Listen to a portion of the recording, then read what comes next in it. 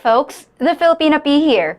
And today, I've got something that might just make you take a closer look at the things you believe.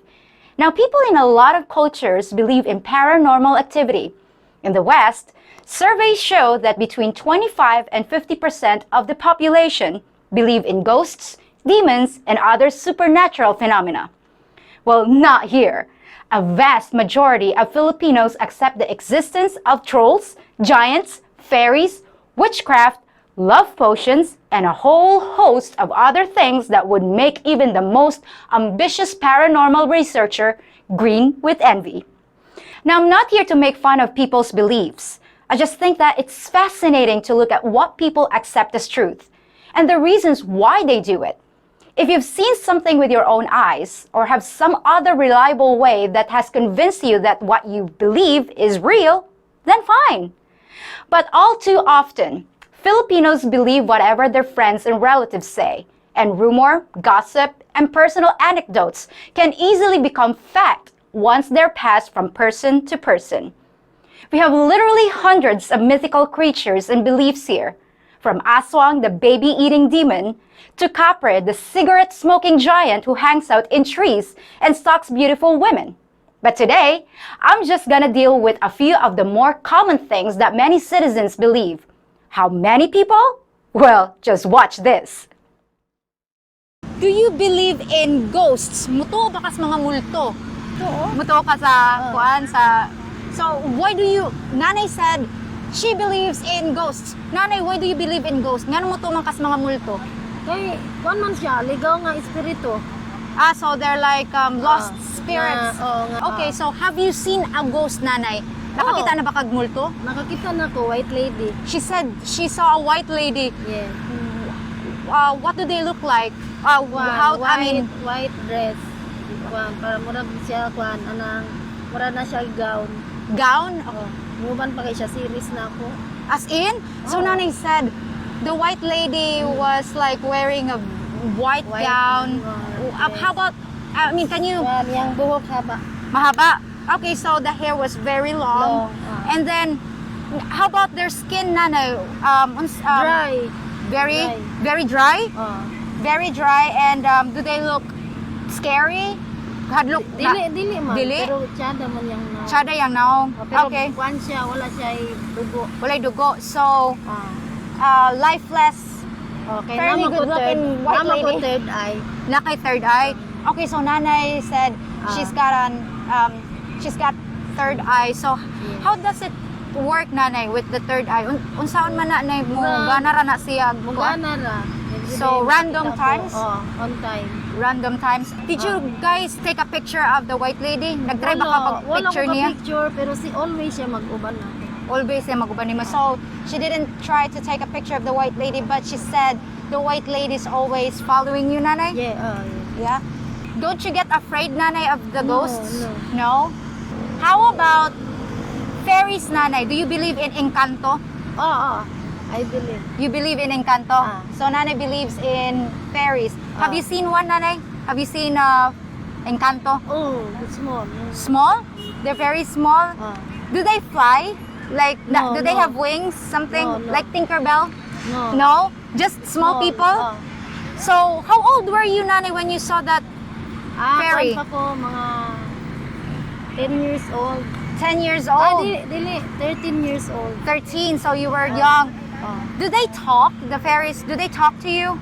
No, pero kuwan ko yung tingog, murag kuan bird. Bird? Okay, so Nanay said the fairies, Bird. they sound like birds. Do they sing like tweet, tweet, tweet? Nakakita ko, pero nagdula-dula sila, dagan kayo. Daghan sila. So, Nanay saw a lot of fairies playing like naman ko third eye. third eye because of her third eye. Santo Niño, nakita ko, bago ko nanganak, baby. Banganak ko, sulod sa akong musketero. So, Nanay said, when she gave birth, she saw baby Santo Niño. It's the baby Jesus, right? So, did the baby Jesus say anything? No. So the baby Jesus didn't say anything. Just visited Nanay and just give something. Nakabalo ko magkapalaran ba card. So you do cards as well, Nanay. How about palm reading, Nanay? Do you do that? Can you do a reading for me? What do you think? Just sample, Nanay, sample. What do you think of my destiny? About my palm? Ang imo mabana layo kayong lugar. Okay, layo na lugar. So, Nanay said, I'll be married to someone who is from far, far away. Ang imong desisyon putol-putol. My decision is always changing. Putol-putol. Ang imong na kay blessing maabot na makatabang ka. So Nanay said, I have a blessing coming that I will be able to share with other people. Yes. What else, Nanay? How about, will I live long? Decision of maato ka sa gawas. Oh, I have a chance to go outside the country. Dagan ka mamit tao na dagan unang murag dako-dako. Okay. So Nanay said I'll be able to meet famous people. If makakuan na ka ng nana kay mga edad-edad, example mga kagawad, anak. Okay. So I might be able to land in politics. How about kids, Nanay? How many kids will I have in case? Five. Very good, Nanay. I like that. Well, thank you so much, Nanay, for being a sport. And that was really very interesting about your stories about fairies. I wish I have third eye as well. Thank you, Sat. Thank you, Nanay. Thank you, Tatay. Salamat. Do you believe in fairies? Muto ba kas mga engkanto? Yes or no? Yes. Why do you believe in fairies? Ngano mo to mga kas mga fairies? Kuan lang ka sa base ra sa mga istorya sa uban ba nadong Based on sa imong mga friends?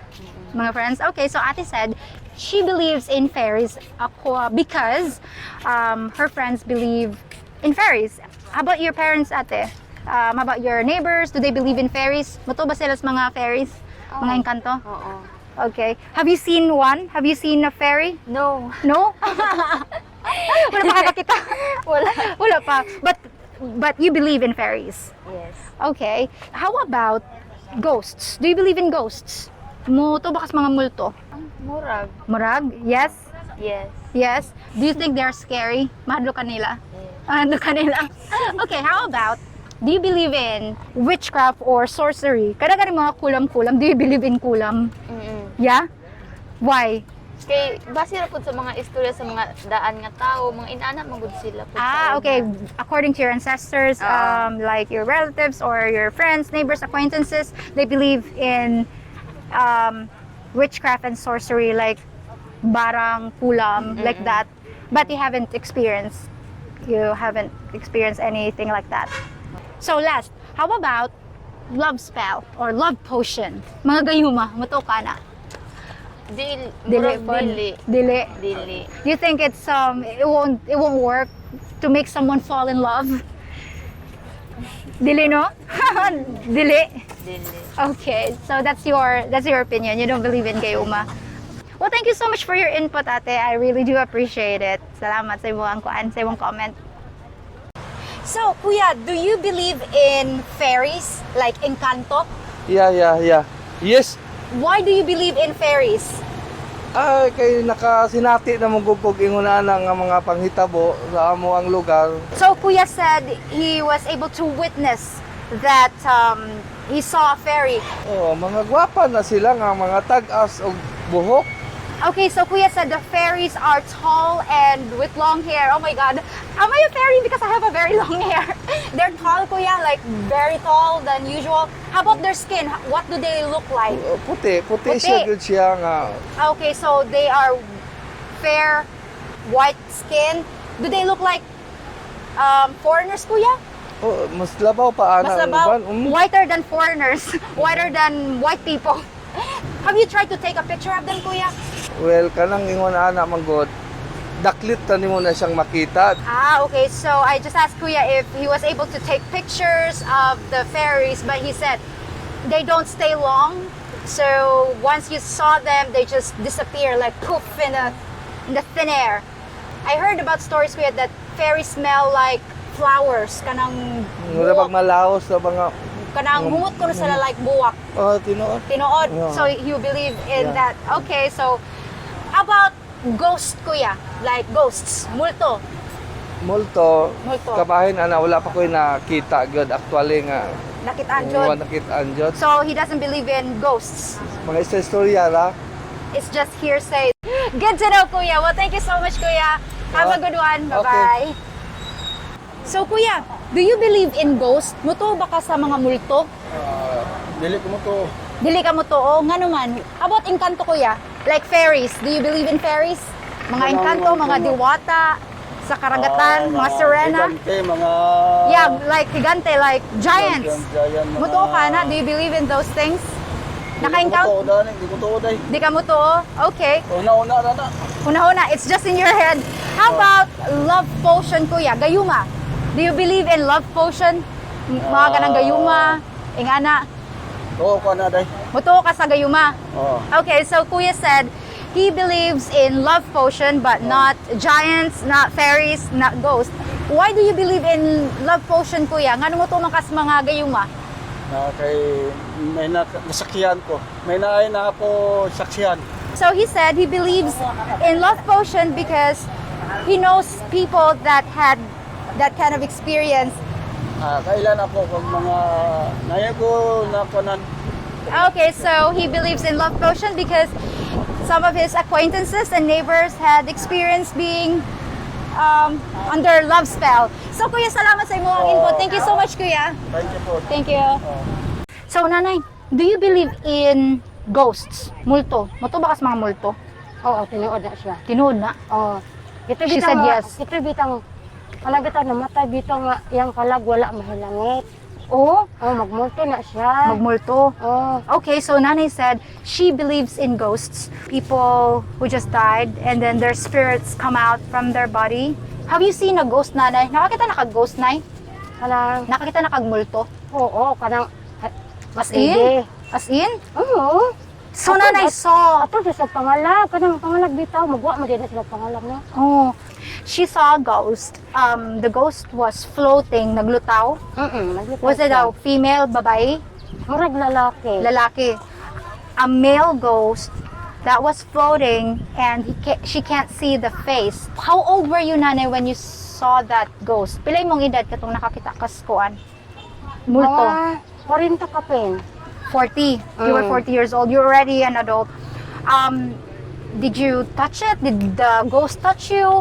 Or di kaptan ba ka sa... Wala. Nagbike man mi ato. Okay. Ya, diya masasbungon sa kuat kanang bitan talisay. Talisay. Oh, medyo sa ngit o gamay. Ngit-ngit. Oh. Okay, so she saw it in a darker, in a dark area under a tree. So, were you afraid, Nanay? Na hadlok ba ka pakakita ni mo ato niya? Ay wala ra po kay na amay dapat makainsakiran ng agi. Ano mga tao. Okay. Pero ako rin nakakita. Okay, so she wasn't afraid because there are other people there. But are there other people that saw the ghost? Nabay lang tao nga nakakita sa multo? Wala nakakita. Ikaw ra. Ako So, it was only her. Do you believe in fairies, like Encanto? sa Kanang kuan siya kanang mura sa dulakit. dalakit? Dulakit bitaw kadagko. Okay. So, Wala Nanay sa believes dalakit. in fairies. They live in big trees. Have you seen a fairy, Nanay? Nakakita na ba kag Encanto, Nay? Wala pa na makakita. Wala pa. Wala. But you believe? Oh, wala niya. She hasn't seen one, but she believes in fairies. How about elves, Nanay? Like duwende? Hindi wala ko kita ang duwende. You haven't Pero seen an... dagmay mo ko na nakaay ng duwende. But do you believe in elves, Nanay? Like duwende mo to, baka anak nila? Anang duwende. Oo, mo to, ka anak nila. O gagmay ko na sila mga tao. Gagmay sila tawon. Gagmay na sila. Okay, so yeah, she said she believes in elves, and she said they are like tiny people. Do they look like us, Nanay, but just tiny? Pareha ba silang dagoy to, pero gagmay ra sila? Murag lahi siguro. Lahi. So she hasn't seen one, but she believes in elves. Do your friends and neighbors, acquaintances, do they believe in supernaturals? Like ang imong mga kaila, mga amigo o amiga, muto ba na sila nga naapod ng mga engkanto? Like, Oo na sila. muto na sila. So it's safe to say that most of your people around you believe in the same stuff that you believe in. Okay, well that is very interesting, and it's enlightening that there are people, group of people that believe in the same stuff. So, Nanay, salamat kayo sa imo ang time para sa interview na I learned a lot about Nanay and what she believes. And it's very nice to talk to you, Nanay. Na-enjoy ko sa atong chika, Nanay. Salamat! Now, I interviewed 16 people that day, and every single one of them believed in things that you would probably think are absurd. I lived here long enough to have heard it all, so I'm not particularly surprised by the number of people who accept these things as fact. But what really does surprise me is the inconsistency. One person believes in giants, but laughs at any mention of elves. Another person firmly believes in witchcraft, but scoffs at the effectiveness of love potions. Two people might both believe in fairies, but one says they're tiny bird-like creatures, while the other swears they're 6-foot-tall Nordic Amazons.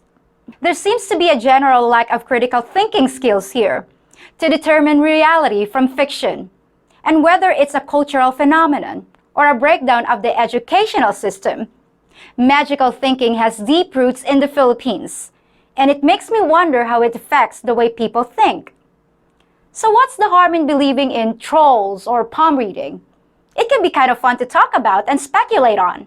Well, thinking that you might have seen a giant in the neighbor's coconut tree can be pretty benign.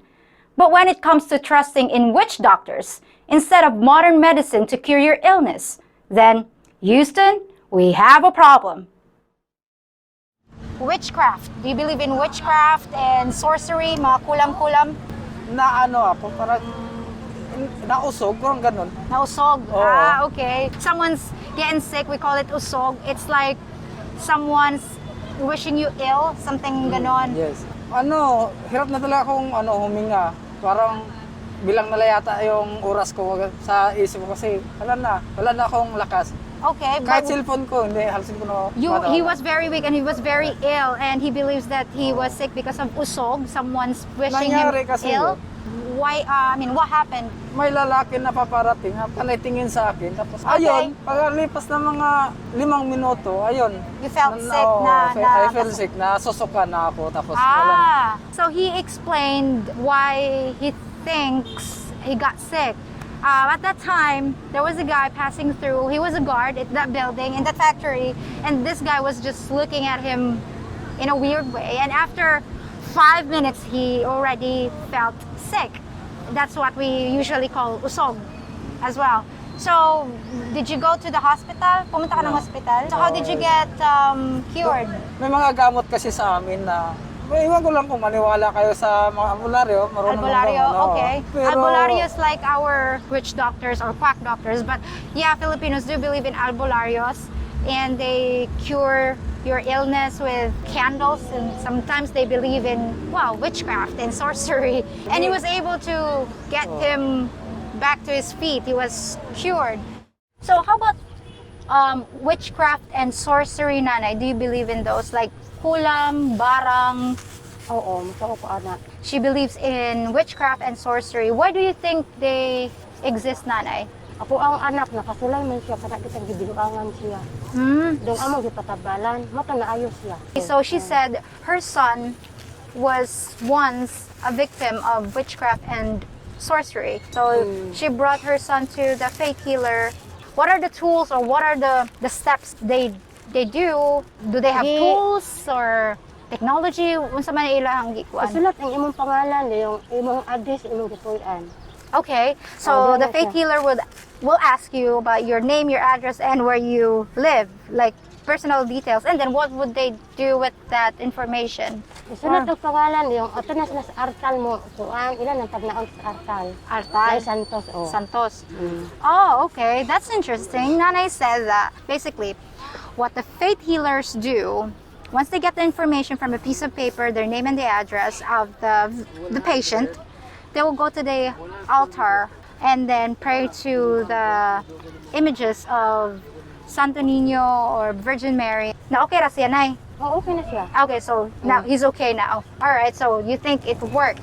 You strongly believe that that was witchcraft, Nanay, like it was really sorcery. Barang jud to siya, Nay, daot jud to siya. Oh, gidaot siya. Magical thinking can cause harm.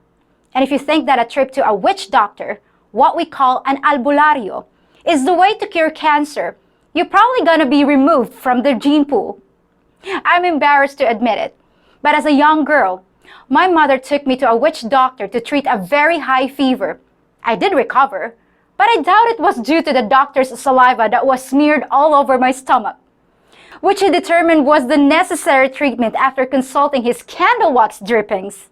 If my condition had been life-threatening, I wouldn't be talking to you right now. And if my mom had better critical thinking skills, it would never have been an issue in the first place. Since I feel strongly about it, I'll be filming a visit to an actual witch doctor in an upcoming video. You won't want to miss it. Well, there you have it, an inside look at the things we Filipinos believe. I hope you were entertained and informed, and I'll be back in just 3 days to show you something new. Till then, folks. So, Miga, have you ever seen something really strange that you couldn't explain? Oh, definitely. Really? What did you see? It is some kind of a creature with big yellow teeth, hair all over, even coming out of its ears. And it had big red eyes, and it started coming over like a zombie and walk like this. Oh my God, were you the only one that saw it? No, my friends saw it too. What did they say it was? A drunken expat. A drunken expat? I'm glad you survived. Have you taken a picture of it? No, I was too scared. I'm so sorry that happened to you. If you think about it, I'm kind of like your stewardess, making sure you stay in an upright position during the video and guiding you to the exits. The exits of all your worries about life in the Philippines. The captain has asked that you please give a thumbs up on this video and subscribe to this channel. And for your entertainment, we have a selection of other in-flight movies for you to enjoy. In the case of an emergency landing, place your head between your knees and kiss your ass goodbye. Have a nice flight!